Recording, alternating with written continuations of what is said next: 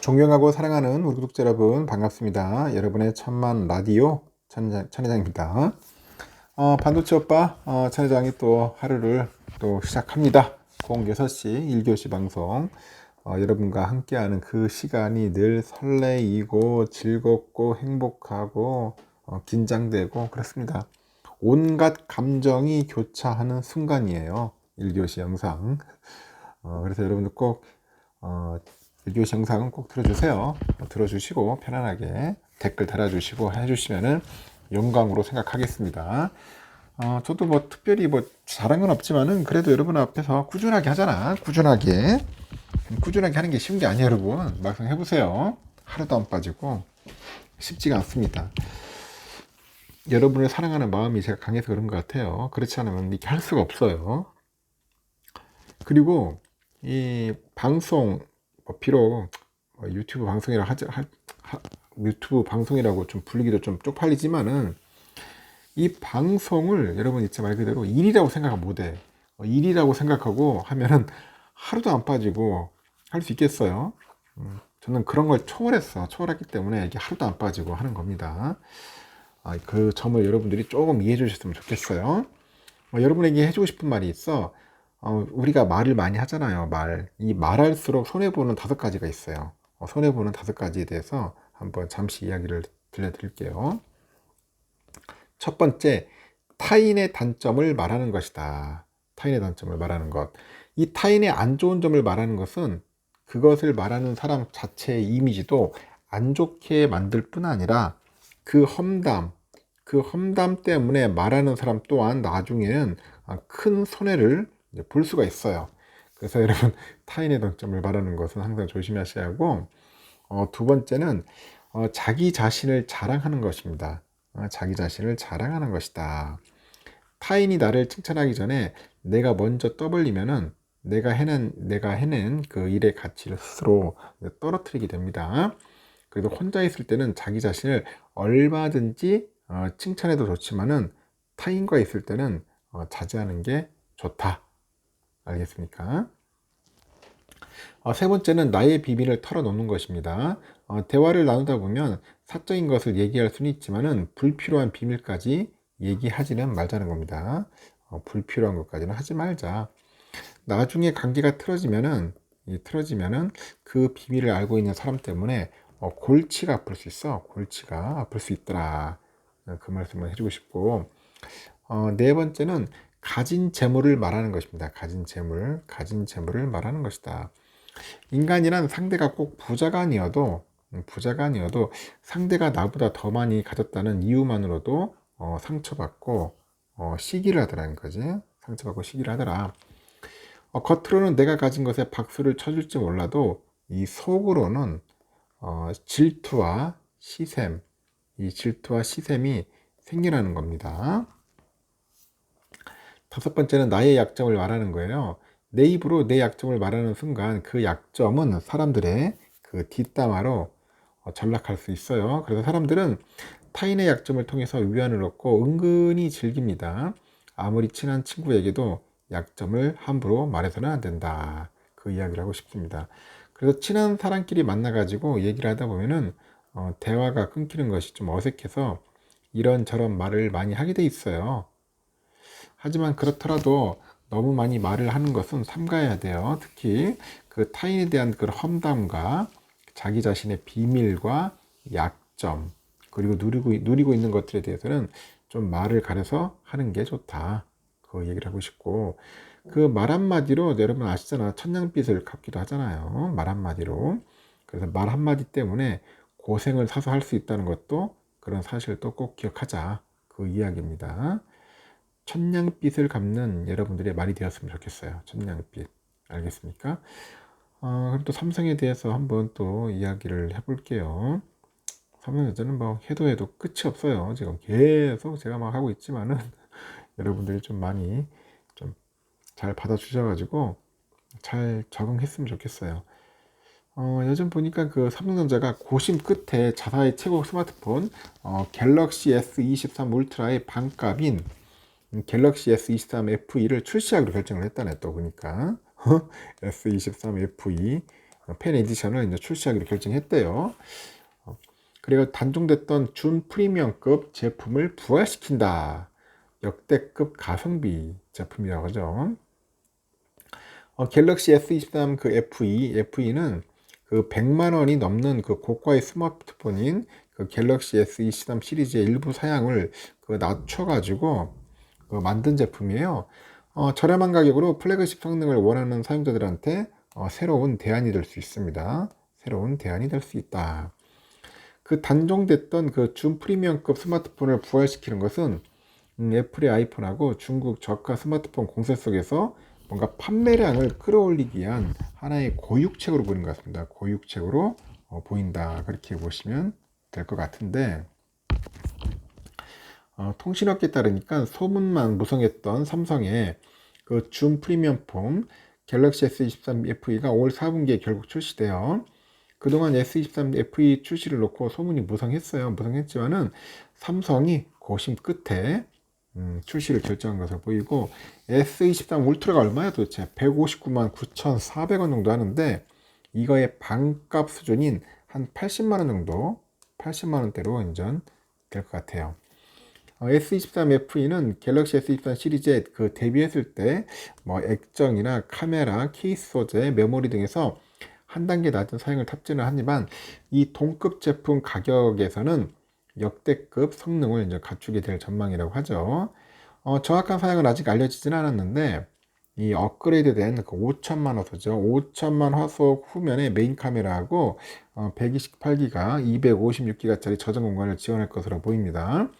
4500mAh의 배터리가 내장이 되고 25W 고속 충전 기능을 지원할 가능성이 높아요. 지금 보니까 뭐 나쁘진 않네요. 보니까 나쁘진 않은 것 같은데, 그래도 스펙을 좀 많이 다운시키는 것 같아요. 스마트폰의 성능을 좌우하는 CPU에는 퀄컴 칩 대신에는 삼성 엑시노스 2200 칩셋이 탑재될 것으로 알려졌습니다. 퀄컴 칩 대비 얼마나 우수한 성능을 낼지는 좀 미지수네요. 삼성은 7월 말에 새로운 폴더블 폰 갤럭시 Z 플립 5랑 Z 폴드 5를 선보이고, 이 4분기에는 갤럭시 S23 FE 제품을 선보여가지고 실적을 끌어올리겠다는 그런 전략인 것 같습니다. 특히 4분기는 삼성 신제품 공백기예요. 애플의 신형 아이폰 출시하고 맞물려가지고 삼성이 고전하는 시기인데, 가격 대비 성능이 뛰어난 S23 FE를 히든카드로 활용할 것으로 보이는 것 같아요. 이렇게 삼성은 지난 2020년 준 프리미엄급 FE 모델을 처음 선보였어요. 가성비가 뛰어나가지고 전 세계적으로 큰 인기를 끌었습니다. 하지만 그 고가 스마트폰 S 시리즈 판매에만 집중하기 위해서 지난해 단종을 시켰는데, 그 판매는 도움이 되지만은 그 사양 대비 가격이 저렴해가지고 삼성의 수익성에는 득이 되지 않는다고 합니다. 하지만 수익뿐 아니라 그 판매량에서도 삼성의 1위 자리가 애플 아이폰의 위협을 받으니까 받다 보니까 이제 결국 갤럭시 S23 그 FE 카드를 다시 꺼낸 것 같아요. 꺼내둔 것 같습니다. 상당히 아주 흥미롭네요. 보니까 또 어떤 모습을 보일지 상당히 궁금해지고, 삼성전자의 그 스마트폰 그 필수 부품을 공급하면서 장기 계약을 강요하는 갑질을 했다는 그런 혐의를 받는 그런 글로벌 기업 브로드컴이 공정 당국에 자진 시정안을 제출했는데 기각당했어요. 그 자진 시정안 모산으로 공정위에서 전원위원회를 거쳐가지고 브로드컴에 대한 법 위반 여부와 제재 수준을 최종 결정하게 됩니다. 공정위는 지난 7일 전원회의에서 브로드컴, INC 등 4개사의 거래사항 지위 남용 건과 관련해 가지고 최종 동의 의견안을 기각을 했다고 밝혔습니다. 공정위가 동의 의결안의 내용을 문제 삼아서 기각한 것은 동의 의결 절차를 개시한 이후 이번이 처음이야. 동의 의결 제도는 법 위반 혐의를 받는 사업자가 스스로 원상 회복, 피해 구제 등 그런 시정 방안을 제안하고요. 공정위가 의견 수렴을 거쳐서 타당성을 인정하면은 위법 여부를 확정하지 않고 사건을 신속하게 종결하는 제도입니다. 그래서 이번 사건은 지난 2020년 와이파이 블루투스 칩을 전량 브로드컴에서 받던 삼성전자가 퀄컴 등으로 거래처 다변화를 시도하면서 시작이 됐어요. 브로드컴은 당시 삼성전자가 주문한 부품 선적은 물론이고 기존 제품의 기술 지원을 중단합니다. 이후 3년간 연간 7억 6천만 달러 이상 부품을 구매하고 이 금액에 미달할 때는 차액을 배상하는 그런 내용의 장기 공급 계약을 맺자고 삼성에 요구했죠. 삼성전자는 결국 울며기자 먹기로 브로드컴과 부품 공급 장기 계약을 맺었습니다. 공정위는 지난해 이를 조사를 마치고 심사 보고서를 상정했는데 7월 브로드컴의 신청에 따라서 동의 의결 절차를 개시를 했어요. 브로드컴이 마련한 최종 동의 의결안에는 반도체 IT 분야의 중소 사업자 지원을 위한 200억 원 규모의 상생 기금 조성, 삼성전자가 구매한 부품에 대해서 3년간 품질 보증, 기술 지원 제공, 그리고 부품 공급 계약 강제 및 부품 선택권 제한 금지 등의 내용이 담겨 있는데, 공정위 관계자는 삼성전자에 대한 품질 보증, 기술 지원 확대 등은 피해 보상으로는 적절하지 않고 삼성전자도 시정 방안에 대해서 수긍하고 있지 않다. 동의 의결 인용 요건인 거래 질서 회복이나 다른 사업자 보호에 적절하지 않다고 판단을 해가지고 기각을 했습니다. 삼성은 지난 7일 전원회의에서 브로드컴의 거래상 지위 남용으로 2억 8,754만 달러의 추가 비용하고 3,876만 달러 상당의 과잉 재고를 떠났다고 주장을 해요. 이 사건 신고인인 미국 반도체 기업 퀄컴 관계자도 참고인으로 참석해가지고 브로드컴이 삼성전자를 위협해가지고 퀄컴 부품 사용을 막고요. 경쟁을 제한했음을 강조를 했죠. 반면에 브로드컴 측은 삼성과의 장기 계약은 상호 이익을 위해서 자발적으로 맺은 계약이라 하는데 브로드컴이 거래상 우월한 지위를 갖는다고 보기는 어렵다고 주장을 하죠. 또 삼성전자가 스마트폰 판매량 예측 실패와 판매 부진의 책임을 장기 계약 탓으로 전가한다고 주장하기도 했습니다. 아유, 참 나쁜 놈들이네요. 보니까 브로드컴 좀 제대로 좀 하자. 그리고요, 또 재밌네요. 삼성전자는 블리자드 엔터테인먼트가 11년 만에 선보인 최신작이죠. RPG 게임인데, 이 역할 수행 게임, 이 디아블로 4라고 하나, 4. 이 이용자들을 위한 특별 프로모션을 연다고 합니다. 먼저 삼성은 6월 30일까지 플래그십 랩탑이죠. 갤럭시 북 3 울트라 구매 고객한테는 디아블로 4의 한정판 굿즈를 선착순으로 지급을 합니다. 그리고 한정 소장판 박스에는 디아블로 4 소장판 아트북과 창조의 양초, 불가사의한 마우스패드 등이 준비됐고 디아블로 4 이벤트 사이트에서 받을 수 있는 눈송이 포인트도 지급을 한다고 하네요. 아울러서 6월 20일까지 서울 여의도 더 현대 서울에서 운영되는 디아블로 4 팝업 스토어의 갤럭시북 3 울트라 진열 공간을 마련해가지고 방문 고객한테는 삼성 스토어 더 현대 서울점에서 사용할 수 있는 그런 할인 쿠폰을 이제 지급을 한다는 겁니다. 갤럭시북 3 울트라는 올해 초 신제품 공개 행사 갤럭시 건팩에서 공개됐는데 성능이 한참 업그레이드된 고성능 노트북이더라고요. 엔비디아를 지원하는 엔비디아 지포스 RTX 4070하고 4050 그런 노트북용 외장 그래픽을 탑재를 했고 사용자는 보다 강력한 퍼포먼스로 디아블로 4를 이제 즐길 수가 있습니다. 갤럭시북 3 울트라의 다이나믹 아몰레드 2X짜리 디스플레이는 컬러 볼륨 120%의 실제에 가까운 색감을 제공을 해가지고 명암 부위를 구현해가지고 보다 실감나는 게이밍 환경을 제공합니다. 그리고 돌비 애트모스죠. 이걸로 튜닝된 AKG 쿼드 스피커는 아주 깊고 웅장한 그런 사운드를 선사해서 게임의 몰입감을 더욱더 높여주는 거겠죠. 그리고 또 중요한 소식이죠. 제가 보니까 미국 정부가 삼성전자하고 하이닉스의 중국 내 첨단 반도체 장비 반입 유예 조치를 추가 연장하는 것으로 가닥을 잡으면서 하반기에는 반도체 업계의 중국 사업 리스크가 상당 부분 해소될 전망이라고 합니다. 삼성전자 시안 공장하고 SK 하이닉스 우시하고 다롄 공장에 첨단 장비 반입이 불어되면은 막대한 자금이 투입된 중국 내 반도체 핵심 생산 거점 운영에 큰 차질이 빚어져서 실적이 타격이 불가피하기 때문이겠죠.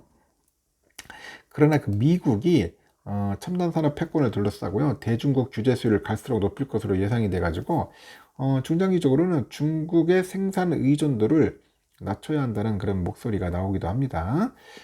반도체 업계하고 외신 등에 따르니까 앨런 에스테베즈 미국 상무부 산업 보안 차관인 것 같아요. 산업 보안 차관 지난주 미국 반도체 산업협회 행사에 참석을 해가지고 삼성과 하이닉스에 대한 중국 내 반도체, 첨단 반도체 장비 그 수출 통제 유예를 연장할 방침이라고 밝혔고, 이에 따라서 삼성하고 하이닉스는 내년에도 중국 공장에 첨단 반도체 장비를 반입할 수 있을 것으로 관측이 됩니다. 앞서서 미국 상무부는 지난해 10월부터 1년간 18나노미터죠. 18나노미터 이하의 그 D램하고 128단 이상의 낸드, 14나노 이하의 로직 반도체 생산 장비의 중국 수출을 금지하고 있는데, 한국 기업들은 1년간 한시적으로 유예 조치를 받았어요. 미국 정부의 수출 통제 유예 연장은 반도체 시장의 영향력이 막강한 삼성하고 하이닉스의 중국 내 생산에 차질이 빚어질 경우 전 세계 공급망 불안으로 이어질 수 있다는 점을 고려해가지고 대중 규제, 속도 조절에 나서는 것으로 분석이 됩니다. 우리 정부가 삼성전자, 하이닉스 등 그 반도체 업계 의견 수렴을 이제 거쳐서 미국을 지속적으로 설득한 점도 주요했다는 평가예요.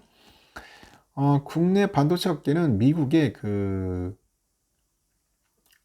공식 지침이 나오지 않았다면서 신중한 입장을 약간 내비치면서도 최근에 나온 미국 상무부 관계자들의 발언을 종합해 볼 때 유예 조치 연장에 무게를 실는 분위기인데, 특히 올해 경영계획의 가장 큰 불확실성이 해소됐다는 그런 점에서 긍정적으로 보고 있고요.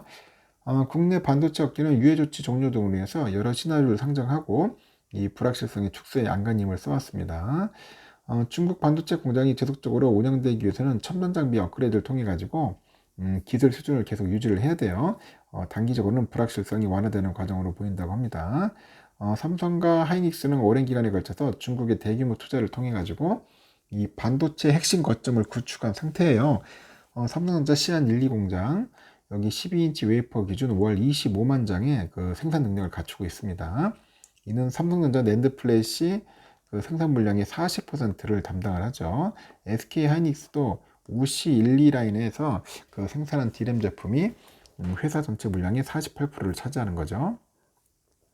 다만 미국 측의 유예 조치의 구체적 연장 기한과 이 반입 제한 품목의 확대 여부 등에 대해서는 언급하지 않는 점은 변수인데, 미국 정부가 중국 내 반입이 허용되지 않는 장비의 폭을 더 넓게 만들 가능성도 있기 때문이라고 하죠. 특히 중국이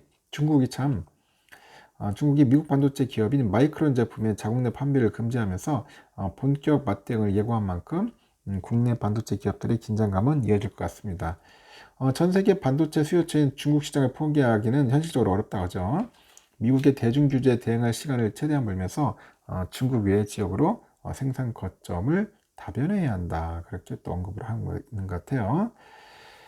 일단 좋은 소식입니다. 일단 여기까지 하고요. 여러분 좋은 하루 보내십시오. 삼성전자 잘 오를 겁니다. 그러니까 조금만 참고 버티시고 될 수 있으면 많이 모은다는 생각을 갖고 이렇게 도전하셨으면 좋겠습니다. 여기까지 하겠습니다.